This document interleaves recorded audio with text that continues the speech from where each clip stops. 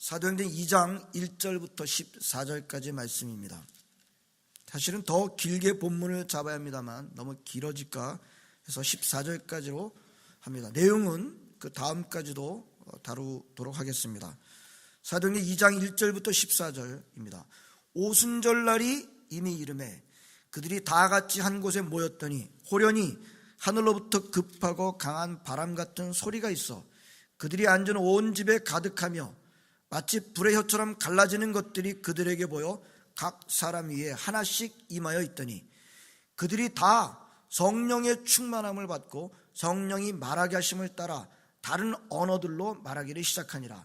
그때 경건한 유대인들이 천하 각국으로부터 와서 예루살렘에 머물러 있더니 이 소리가 나매 큰 무리가 모여 각각 자기의 방언으로 제자들이 말하는 것을 듣고 소동하여 다 놀라 신기하게 여겨 이르되 보라 이 말하는 사람들이 다 갈릴리 사람이 아니냐 우리 각 사람이 난 곧 방언으로 듣게 되는 것이 어찌 됨이냐 우리는 바데인과 메데인과 엘람인과 또 메소보다미아 유대와 갑바도기아 본도와 아시아 부르기아와 밤빌리아 애국과 및 구레네에 가까운 리비아 여러 지방에 사는 사람들과 로마로부터 온 나그네 곧 유대인과 유대교에 들어온 사람들과 그레데인과 아라비아인들이라 우리가 다 우리의 각 언어로 하나님의 큰 일을 말함을 듣는도다 하고 다 놀라며 당황하여 서로 이르되 이 어찌된 일이냐 하며 또 어떤 이들은 조롱하여 이르되 그들이 새 술에 취하였다 하더라. 베드로가 11 사도와 함께 서서 소리를 높여 이르되 유대인들과 예루살렘에 사는 모든 사람들아 이 일을 너희로 알게 할 것이니 내 말에 귀를 기울이라. 아멘. 참 세월이 빨라요. 60대가 되면 50대보다 시간이 더 빠르게 지나간다 그러던데요. 제가 50대잖아요. 70대는 더 빠르게 간다 그러죠. 그렇게 보면 사람들이 하는 말이 맞는 것 같습니다. 10대는 10km, 20대는 20km. 그럴 거 없이 자기 나이가 바로 키로수다. 감동이 없어요? 1살짜리는 1km, 2살짜리는 2km. 자기 나이가 바로 세월의 속도다. 명구의 법칙. 전혀 감동이 없으신 것 같아요. 세월의 속도는 나이에 비례한다. 그런 생각을 많이 느낍니다.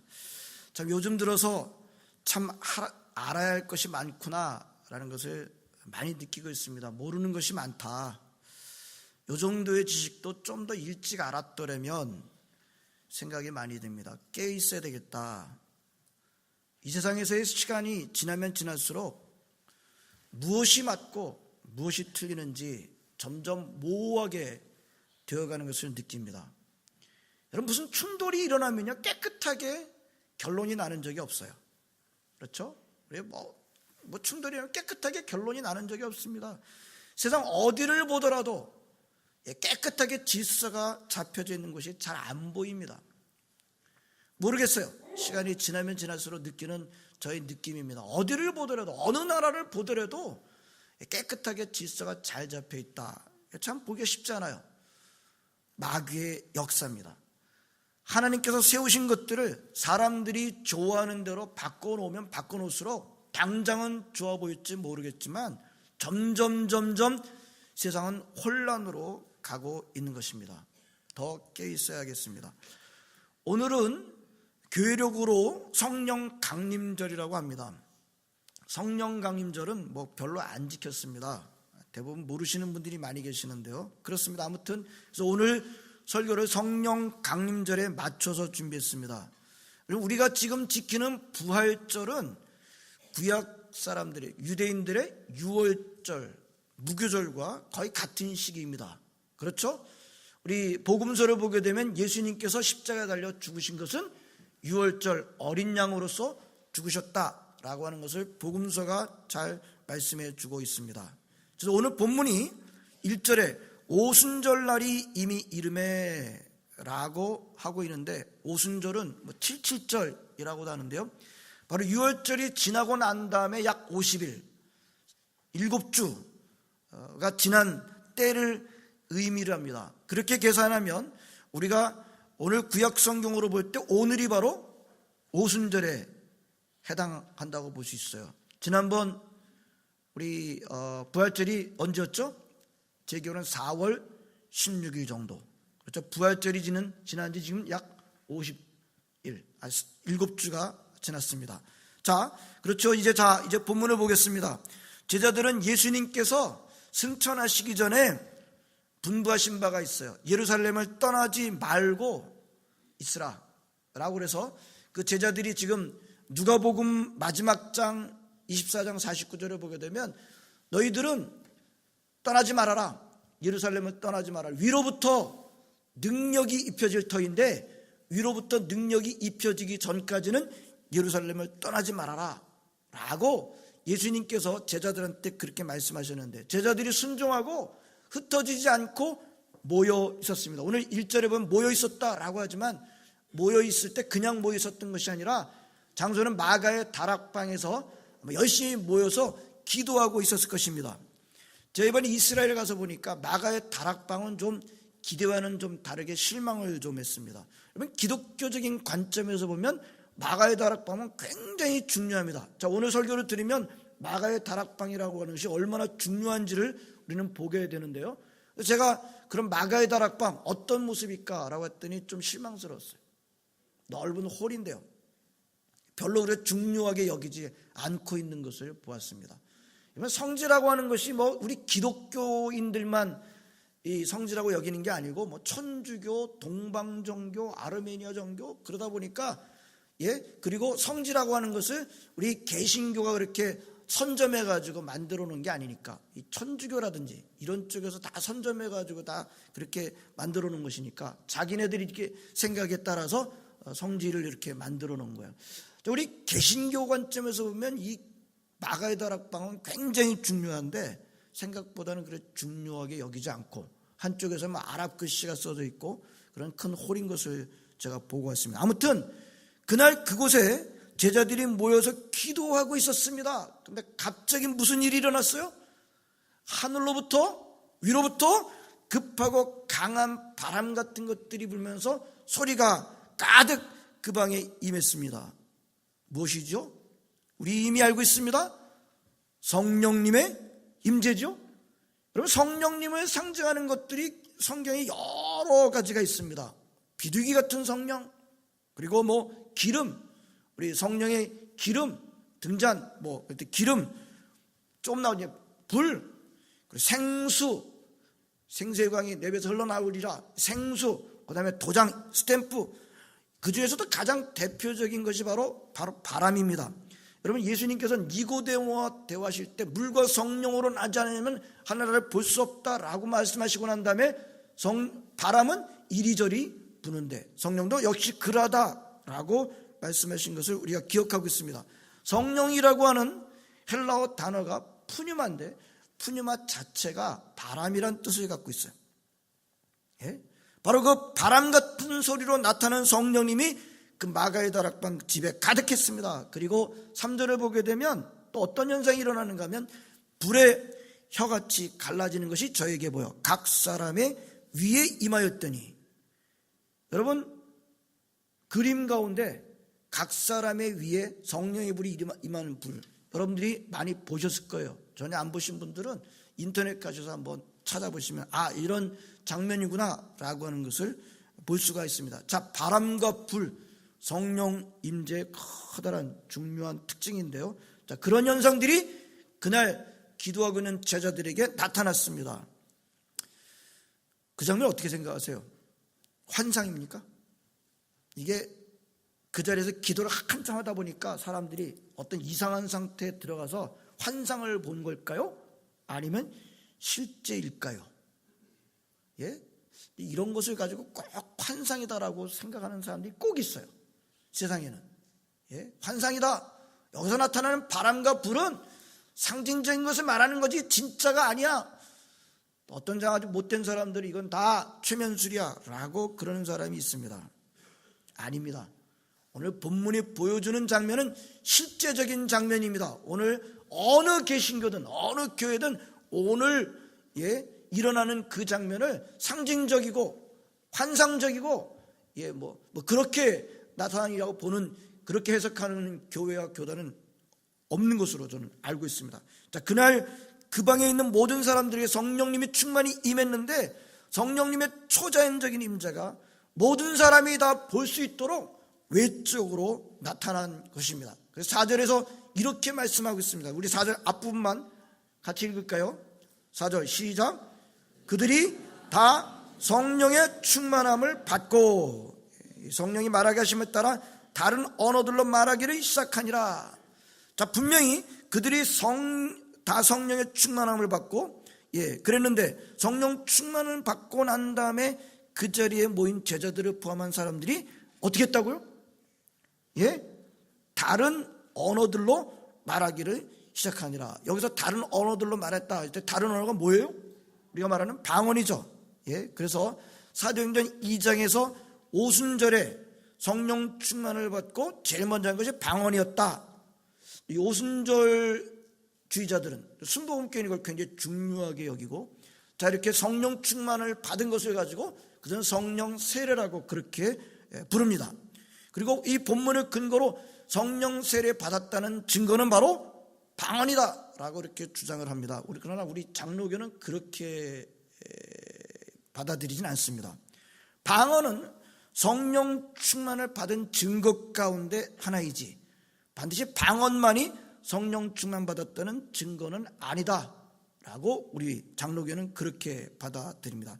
방언을 전혀 무시하지는 마시기를 바랍니다. 성경은 방언을 무시하라고 되어 있지 않아요. 방언을 전혀 무시하는 것은 성경의 가르침이 아닙니다. 자, 그런데 오늘 본문에서 나오는 방언은 무슨 방언이었어요? 여러분, 방언이 두 가지가 있어요. 못 알아듣는 그런 방언이 있는가 하면 알아들을 수 있는 언어로서의 방언이 있어요. known language로서의 방언이 있어요. 자, 오늘 방언은 무슨 방언이었어요? 알아들을 수 있는 언어로서의 방언이었습니다. 자, 거기 그 제자들이 막 성령 충만하고 방언을 말하는데 거기에 몰려든 사람들이 깜짝 놀랐어요. 왜 그래요? 몰려든 사람들은 다 어디에서 온 사람들이에요? 이스라엘 주변에 지중해 주변에 흩어져 살던, 이걸 디아스포라라고 그러는데, 거기 어떤 사람인지 9절부터 11절까지 굉장히 다양한 적이 흩어져 있던 유대인들, 그리고 유대교에 입교한 사람들이 다 와서 깜짝 놀랐어요. 아니, 저 사람들이 우리 동네 말을 하네? 우리 동네 말을 하네? 이게 어떻게 된 일인가? 8절에 보기엔 우리 각 사람이 난 곳 방언으로 듣게 되는 것이 어찌 됨이냐? 깜짝 놀랐습니다. 우리 11절을 보게 되면 뭐라고 돼 있어요? 우리가 다 우리의 각 언어로 하나님의 큰 일을 말함을 듣는도다 하고 다 놀라며 당황하여 서로 이르되 이 어찌 된 일이냐? 그렇게 깜짝 놀랐습니다. 여러분, 이런 방언이라면 어떻게 하시겠어요? 그 언어를 배운 적이 없어요. 배운 적이 없으면 성령 충만 받고 막 그냥 그 동네 말을 막 말하는 거, 그런 방언 어떻게 생각하세요? 받고 싶지 않으세요? 저는 받고 싶어요. 영어 방언 받고 싶어요. 영어 방언 받으면 막 영어로 충만하게 막 그냥 유창하게 말할 거 아니에요. 영어 방언 받고 싶습니다. 여러분, 이런 방언이라면 얼마든지 우리는 웰컴입니다. 그렇죠? 알아들을 수 있는 말을 마음껏 할 수 있는 방언. 한번 오고 가면 안 되겠죠. 계속해서 그런 방언의 능력을 갖고 있다고 하는, 이게 얼마나 큰 놀라운 역사입니까? 방언이 문제가 될 수 있는 건 언제 문제가 되나요? 못 알아듣는 말일 때 문제가 돼요. 고린도 교회에 일어났던 문제도 바로 그 문제였던 것을 보게 됩니다. 자, 방언은 여기까지 하고, 자, 보시기 바랍니다. 제자들이 성령 충만 받고 알아들을 수 있는 말로, 알아들을 수 있는 말로, known language로서의 방언으로 하나님의 큰 일을 말합니다. 사람들이 놀랍니다. 많은 사람들이 놀라고 하나님 인정하게 됩니다. 근데 꼭 그런 사람도 있어요. 눈으로 펼쳐지는 것이 분명히 눈으로 보이는데도 그래서 인정하지 않고 안 받아들이는 사람들이 있습니다. 13절에 어떤 사람들이 있었어요? 어떤 이들은 조롱하여 이르되 그들이 새 술에 취하였다 하더라. 그럼 보면 믿습니까? 보면 믿나요? 많은 사람들이 보여주면 믿겠습니다. 보여주면 믿겠습니다. 여러분 보십시오. 이걸 봐도 지금 안 믿지 않습니까? 저는 요즘 무슨 생각이 드는가 하면요, 똑같이 똑같이 일어난 그 사실을 갖고서도 다르게 말하는 거예요. 이게 얼마든지 있어요. 뭐 그때뿐만이 아니라 우리 사람들과 똑같이 일어난 사건을 보고 분명히 같이 보고 있는데 다르게 말을 하는 겁니다. 여러분, 이거 굉장히 중요한 문제예요. 오늘 눈으로 보이는, 아까 환상이 아니라 그랬어요. 눈으로 보이는 바람, 그리고 불, 그리고 방언하는 모습을 눈으로 보면서도 다르게 말하는 사람들이 있다. 여러분, 우리 이건 굉장히 중요한 문제인데, 여러분들은 모든 것들을 순전한 눈으로 보게 해달라고 하나님 앞에 그렇게 기도하시기 바랍니다. 순전하게 본다는 뜻이 어리석게 본다는 뜻이 아니에요. 비둘기같이 순전할 뿐 아니라 뱀같이 지혜로운 마음을 갖게 해달라고 그렇게 기도하시고, 모든 문제를 순전하게 보게 해달라는 그런 기도 꼭 하시기 바랍니다. 자, 보실까요? 여러분, 예수님의 기적을 수도 없이 봤어요. 사람들이 죽은 자가 일어나고 병든 자가 고쳐지고, 예수님 무리를 걷고 5,000명 2만 명들이 그 떡을 먹고, 그런데도 불구하고 예수님 인정하지 않아요. 바리새인들 그랬죠. 비슷한 사람들이 또 있어요. 성령 충만의 역사가 눈으로 나타나는 것을 보고 계속해서 안 받아들입니다. 놀라운 것은 유대인들은 아직까지도 예수님 안 받아들여요.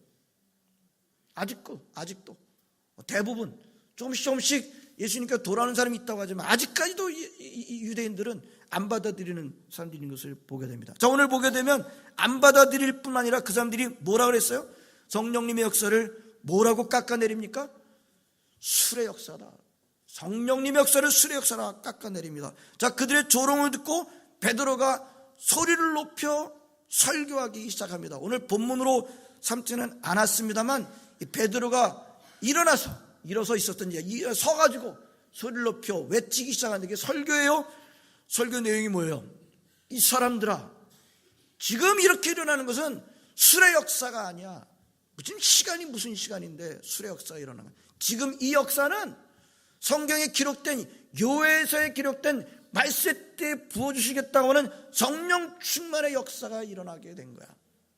너희들이 잡아 죽인 그 예수가 바로, 하나님께서는 예수를 주와 그리스도가 되게 하셔서 그 예수를 너희들이 잡아 죽인 거야 라고 하는 그런 설교를 하게 됩니다. 그랬을 때 거기 모인 사람들이 마음에 찔림을 받고, 형제들아 우리가 어찌할꼬 라고 그랬을 때 베드로가 뭐라 그래요? 각자 예수 그리스도 이름으로 세례를 받고 죄사함을 받으라. 그러면 성령의 선물을 받게 될 것이다. 그렇게 도전했을 때 그날 그 베드로의 설교를 받아들이고 세례받고 죄사함 받고 그리고 크리스찬이 된 사람들이 그날 3,000명이었다. 성도 여러분, 요게 바로 신약교회의 시작입니다. 요게 교회의 시작이에요. 그냥 교회의 시작이라도 됩니다. 여러분, 우리 시드니영락교회 이렇게 모여 있습니다만, 우리 교회의 시드니영락교회 저 깊은 먼 기원이 바로 오늘 사건에 있는 것입니다. 이렇게 교회의 시작은 성령 충만으로 시작되었습니다. 좀 분명합니다. 물론 성령 충만을 받기 전에 마가의 다락방에서 이미 모였던 제자들을 교회라고 할 수 있을 것입니다. 그런데 만약에 그렇게 마가의 다락방에 모여 있었던 그 제자들의 끝내 성령 충만함이 없었다면 어떻게 될까요? 교회에 모여 있었어요. 제자들이 모여 있었어요. 근데 성령 충만은 없었어요. 만약에 끝내 없었더라면 그래도 진정한 교회라고 할 수 있을까요? 진정한 교회라고 말하기는 어렵지 않을까요? 아니, 넉넉하게 그래 교회라고 그렇게 한다 할지라도 적어도 한 가지는 분명하죠. 뭐는 할 수 있어요? 그 교회는 하나님께서 의도하셨던 교회는 아니라는 것은 분명합니다. 성도 여러분, 꼭 순복음교회의 신학이 아니더라도 오늘 본문을 볼 때 교회의 탄생은 이렇게 절대적으로 성령 충만을 받음으로 시작된 것이라고 말하는 것이 맞습니다. 아멘. 교회의 탄생은 성령 충만을 받음으로 시작된 것입니다. 그 다음에 중요한 것은 성령 충만을 받고 난 다음에 무슨 일이 일어나느냐는 거예요. 이게 굉장히 중요해요. 성령 충만 받았어요. 근데 그 다음에 무슨 일이 일어나는 거예요? 성령님이 초자연적으로 기도하고 있었던 제자들에게 임했습니다. 그 다음에 그다음에 무슨 일이 일어났던가 라고 하는 것을 보게 되면 성령 충만 받게 되면 무슨 일이 일어나게 되는지를 말할 수 있습니다. 자, 무슨 일이 일어났어요? 우리 좀 전에 이미 봤어요. 무슨 일이 일어났어요? 방언의 역사가 일어났습니다. 근데 질문이 생겨요. 방언은 근데 왜 한 거죠? 방언했어요. 분명합니다. 근데 방언했어요. 근데 방언을 왜 했어요? 그게 중요해요. 방언을 왜 했나요? 신기한 거 보여주기 위해서? 성령 충만을 받으면 이상한 배우지도 않은 그런 말을 막 할 수 있는 능력이 생기더라. 그거 보여주기 위해서 방언이 일어났던가요? 아니죠. 우리 하나님 그렇게 일하시는 분이 아니에요. 신기한 거, 성령 충만 받으면 신기한 일이 일어나. 신기한 것에만, 그리고 거기서 집중하라고 일어났나요? 우리 하나님은 그렇게 일하시는 분이 아니죠. 방언을 하게 하신 이유가 있어요. 11절입니다. 11절. 우리 같이 한번 읽어보는 게 중요해요. 시작. 그레데인과 아라비아인들이라 우리가 다 우리의 각 언어로 그 다음에 하나님의 큰 일을 말함을 듣는도다 하고 아멘. 방언을 왜 하게 했어요? 하나님의 큰 일을 말하게 하기 위해서 방언을 하게 하신 것을 보게 됩니다. 방언이라고 하는 그때 알려진 언어니까 하나님의 큰 일을 말하게 할 때 어떻게 알아들을 수 있는 말로. 여러분 굉장히 중요해요. 방언을 왜 하게 하셨어요? 뭔가 신기한 걸 보여주기 위해서가 아니라 알아들을 수 있는 말로 하나님 큰 일을 말하게 하기 위해서인 것입니다. 그렇다면 우리는 이렇게 결론을 내릴 수 있습니다. 성령 충만 받은 결과가 무엇입니까? 하나님의 큰 일을 말하는 겁니다. 뭘로요? 알아들을 수 있는 말로. 근데 그게 곧바로 누구에게 또 이어지고 있습니까? 베드로에게 이어지고 있잖아요. 사람들이 조롱할 때 어떻게 했어요? 베드로가 서서 목소리를 높이기 시작합니다. 목소리를 왜 높였어요? 높여서 뭘 했나요? 설교했어요. 그럼 베드로는 조롱받으면 설교하던 사람입니까? 아니요. 베드로는 조롱받으면 어떤 사람이었어요? 기억나십니까? 예수님께서 잡혀서 가시고 있을 때 여자 종들이 조롱하고 주변 사람들이 너도 갈릴리 한 사람이 그때 조롱했을 때 어떻게 하던 사람인가요? 자기 방어하던 사람이에요. 자기 방어하던 그런 베드로가 지금 조롱받고 있을 때 어떻게 했어요? 벌떡 일어나고 자기 방어가 아니라 설교를 시작했다는 것입니다. 여러분 성령 충만 받은 베드로가 제일 먼저 한 것은 바로 설교였습니다. 설교 그냥 우리가 안 읽어봤습니다만 한 문장으로 말하면 뭐였어요? 베드로의 설교를 한 문장으로 말하면 예수가 그리스도시다 이거였어요. 예수가 Jesus is Christ. 예수가 아직도 유대인들은 그거 안 믿고 있다 그랬잖아요. 예수가 그리스도시다. 그 예수를 니네들이 잡아 죽였어. 그 다음에 붙어있는 말이지만 베드로의 설교에 한 문장으로 말하면 예수가 그리스도셔. 이게 베드로의 설교였어요. 이거를 한 단어로 뭐라 그런다고 그랬어요? 예수가 그리스도시다. 이걸 한 단어로 뭐라 그런다고 그랬어요? 복음입니다. 복음. 간단하게 말하면 베드로는 담대하게 성령 충만을 받고 담대하게 예수 그리스도의 십자가의 죽으심과 부활 복음을 전한 것입니다. 자, 오늘 두 가지만 보겠습니다. 그 다음에 2장 마지막 번에 보면 더 많은 일들이 일어났습니다만 오늘 본문으로 이 두 가지에만 집중하도록 하겠습니다. 어쩌면 한 가지일 수 있습니다. 성령 충만을 받은 제자들이 한 게 뭐라고요? 하나님의 큰 일을 말했어요. 방언은 알아들을 수 있는 말로. 그 다음에 베드로는 뭐 했어요? 복음을 담대하게 선포했어요. 어쩌면 한 가지예요. 그렇죠? 분명하죠? 그렇다면 우리는 오늘 본문을 통해서 우리는 무슨 교훈을 받을 수 있습니까?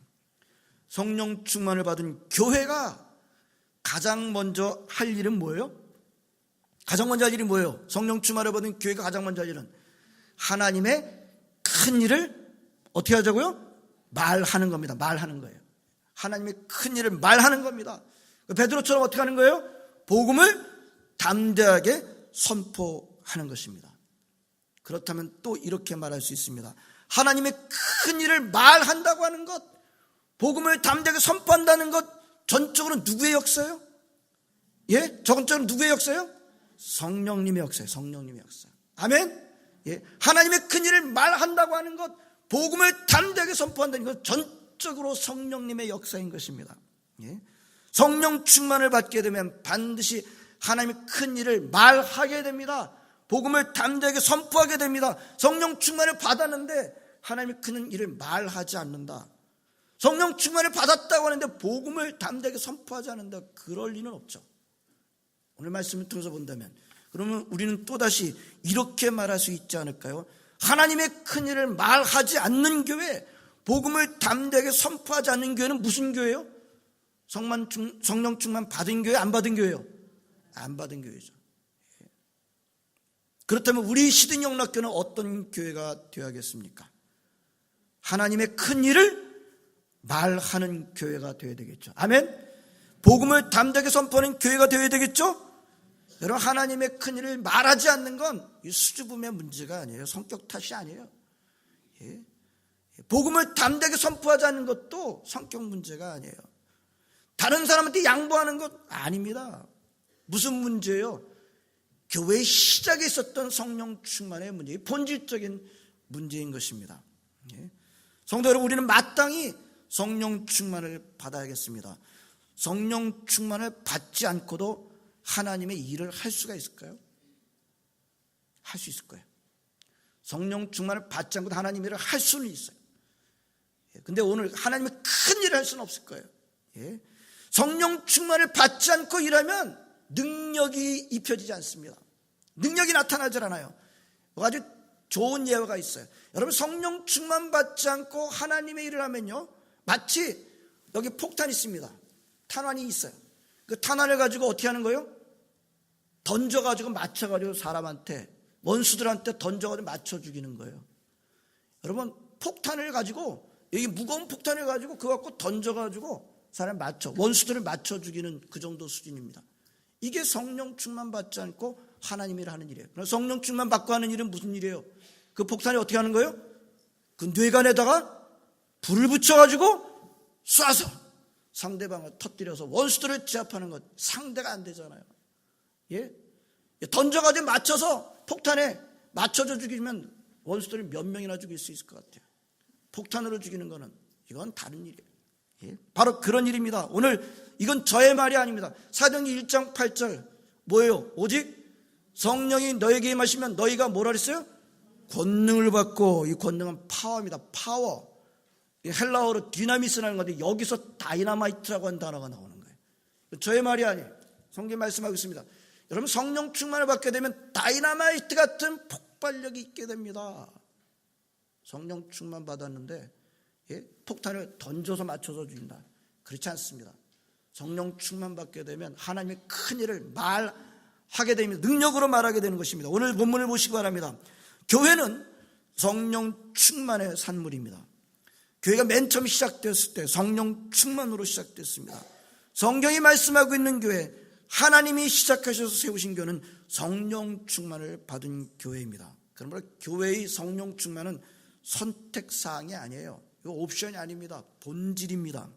성령 충만하지 않고는 교회는 교회의 사명을 결코 제대로 감당할 수 없습니다. 성령 충만을 받은 교회여야 하나님의 큰 일을 능력 있게 말할 수 있습니다. 성령 충만을 받은 교회여야 담대하게 베드로처럼 복음을 선포할 수 있습니다.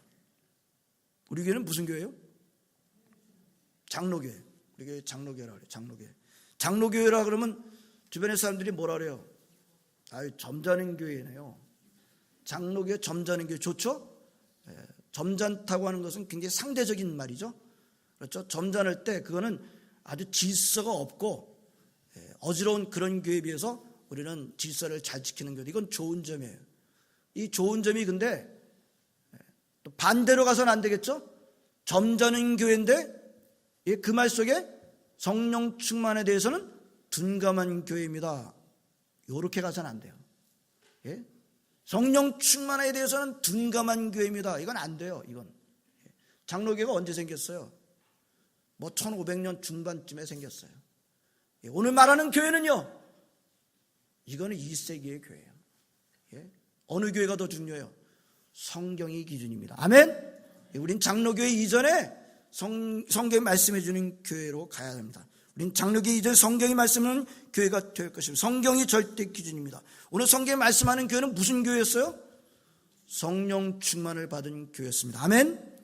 우리 시든영락교는 성령 충만한 교회가 되기를 진심으로 바랍니다. 성령 충만해서 하나님의 큰 일을 담대하게 말하고 복음을 담대하게 선포하는 그런 교회가 되기를 주의 이름으로 축원합니다. 기도하시겠습니다. 하나님 감사드립니다. 오늘도 저희들로 하여금 하나님 아버지 함께 모여서 하나님 예배하게 하시니 감사드립니다. 우리의 이 교회가 오늘 하나님의 말씀을 통해서 성령 충만으로 시작된 것임을 우리가 묵상했습니다. 놓치지 않게 하여 주옵소서. 성령 충만하여 하나님의 큰 일을 담대하게 말하고 복음을 담대하게 선포하는 저희 교회 되게 하여 주시옵소서. 예수님의 이름으로 기도합니다. 아멘.